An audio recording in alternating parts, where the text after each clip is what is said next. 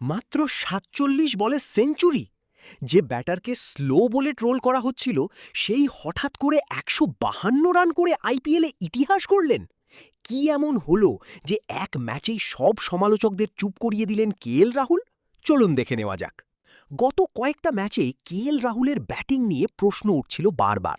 অনেকে বলছিলেন টি-20 ক্রিকেটে তিনি আর আগের মতো কার্যকর নন। এমনকি দিল্লি ক্যাপিটালসের ডিরেক্টর বেণুগোপাল রাও নাম না করে তার মন্থর ব্যাটিং নিয়ে মন্তব্য করেন। সব মিলিয়ে চাপ ছিল তুঙ্গে। আর ঠিক সেই সময়েই এলো বিস্ফোরণ। শনিবার দুপুরে আইপিএলের মঞ্চে পাঞ্জাব কিংসের বিরুদ্ধে শুরু থেকেই আগ্রাসী মুডে ছিলেন রাহুল। প্রথম বল থেকেই তার ব্যাটে ছিল আলাদা আগুন। স্ট্রাইক রেট ১৫০ পেরিয়ে যায় চোখের পলকেই। আর তারপর মাত্র ৪৭ বলে সেঞ্চুরি! শেষ পর্যন্ত থামলেন ১৫২ রানে। একেবারে বিধ্বংসী ইনিংস। এই ইনিংস শুধু বড় নয়, এটা ছিল এক বার্তা। এই ইনিংসের মাধ্যমে কেএল রাহুল গড়ে ফেললেন নতুন ইতিহাস।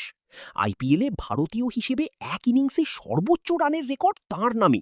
পাশাপাশি ছিনিয়ে নিলেন অরেঞ্জ ক্যাপ এবং প্রমাণ করে দিলেন তিনি এখনও টি-20 ক্রিকেটের ক্লাসি এবং ডেডলি ব্যাটার। সমালোচকরা বলছিলেন শেষ, আর তিনি দেখালেন এটাই শুরু।